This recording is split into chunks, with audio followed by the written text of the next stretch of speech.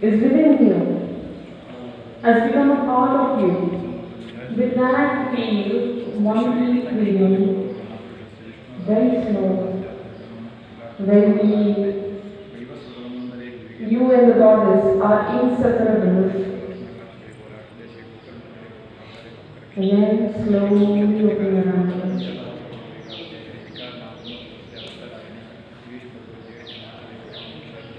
So how does this feel in the early morning when the Homa is happening before you? In this moment of Amrita Radhya, where the sun rises, where the Homa, the Agni, everything is aroused. Even in your mind, you feel that arousal within you. Yes or no? Say slow, yes. No high pitches. Yes, no? So, what is this Homa done for? Why is it done for you people? What is Esvyasa's intent before conducting a Homa and then getting departed from you? These are the things that you have to understand. Esvyasa, if you look at the institution, is not just looking at your academic career, is looking at different aspects of your personality. As a holistic, it is trying to give you a transformation. And one among them, apart from your studies, apart from your lifestyle, inculcating such beliefs within us, inculcating the benefits that is going to come when we change the practices. When we talk of Saraswati Mata, we always talk in terms of educational aspect. Yes or no? For exam point of view, for marks getting point of view, or as a teacher or a scholar or as an orator, we always imbibe, we want this knowledge, so we just go behind Goddess Saraswati. But is Goddess Saraswati only limited to that? It's not like that. What is knowledge? Knowledge is not about your theoretical knowledge, your academic knowledge. Knowledge in, you look at the other face of the knowledge. It's a common sense. It's a life survival sense of knowledge that we have to get. Knowledge doesn't mean your only professional knowledge. Knowledge also means how you take care of your personal life also. That balancing element is given by Goddess Saraswati. You very well knew that I did Patanjali Yoga Sutras for you people, right?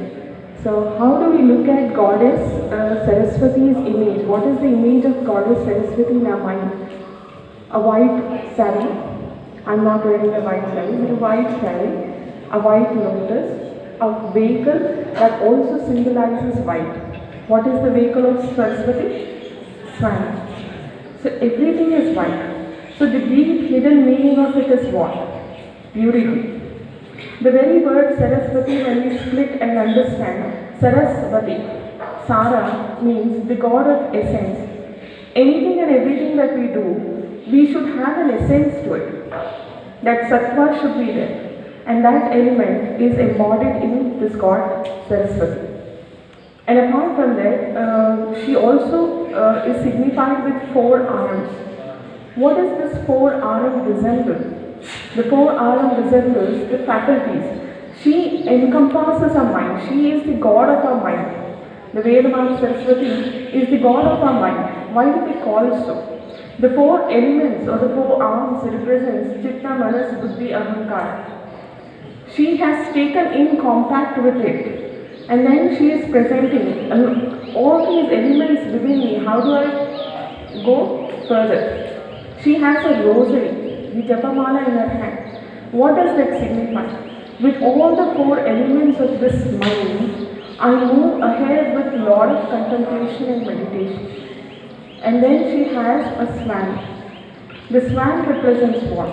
The swan represents Hamsa Kshira Nyaya Vikam. So there are so many things that life gives us. What to take, what to be. This prioritization knowledge also is given by Goddess Saraswati.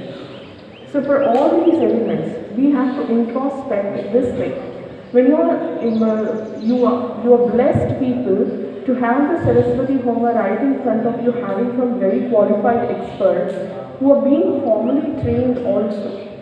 They know every element of what they are doing, why they are doing, right from the auspicious time aspect to the ingredients to the mantras, every phenomenon they are expertise.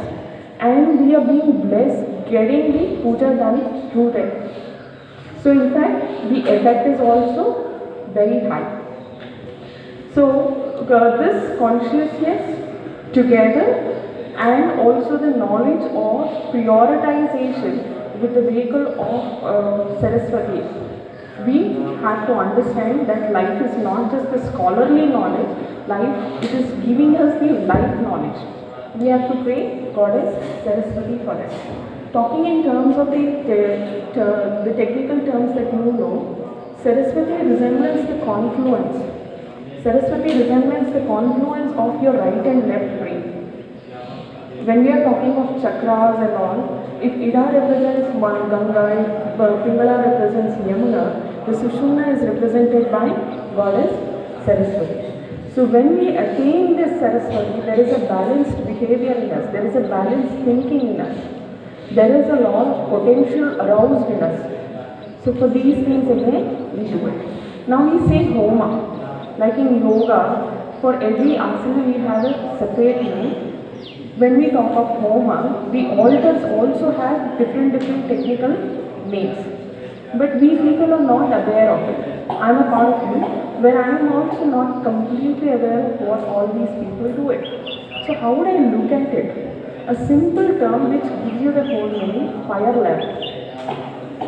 Look at that thing. The sacred altar, you can understand it as fire lamp. So what is happening over there? There are a lot of experiments happening over there. What have they asked you? You are also one of the scientists where you are putting your experiment. What is your experiment? A thought experiment.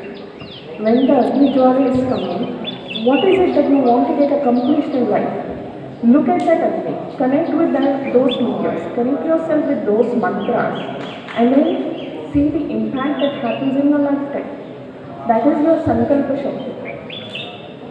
Here to keep uniformity, they give you proper mass Sankalpa. But there are certain other things that also needs to be worked. We want you to focus on your thoughts through your all inner faculties, connect to this fire lamp and see the miracles that happens in your life.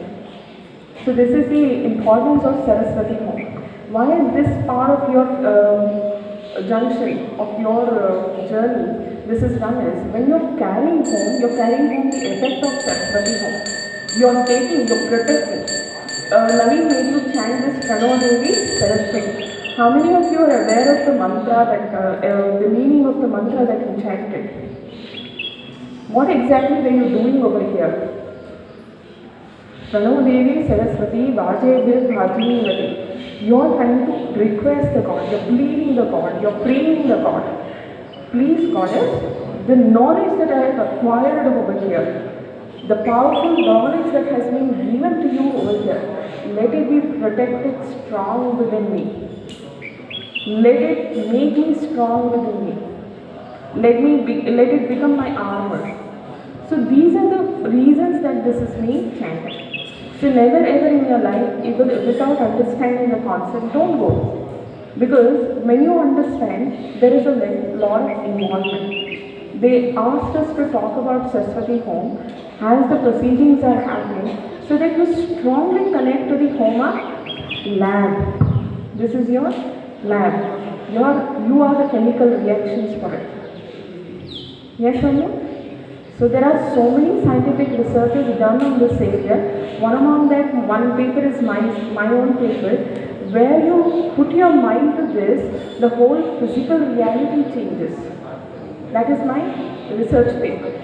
Likewise, when I am chanting mantra, what are the changes that happens in my autonomous nervous system is also there. But I feel this is not the right time to talk, because I want you to get involved into what you are seeing and be engrossed in this spiritual movement. So no intellectual sessions. So just understand there are n number of researches that is done. The mantra that you chant, the omkara that you do, has a more reverberating effect on your every single cell. Whoever was being very attentive in my class, I told your body is a chemical lab. And don't be disappointed, because life always gives you a second chance.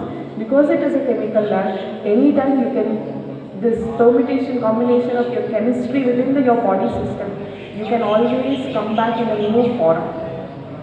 Okay, the Dashavatara in our self only we can do it. provided you know what you are. So enjoy this blissful moment. Carry home all the blissful energy with all the knowledge, experience that you have got. And you have been really wonderful students. I thank you for making me a part of your journey. Thank you.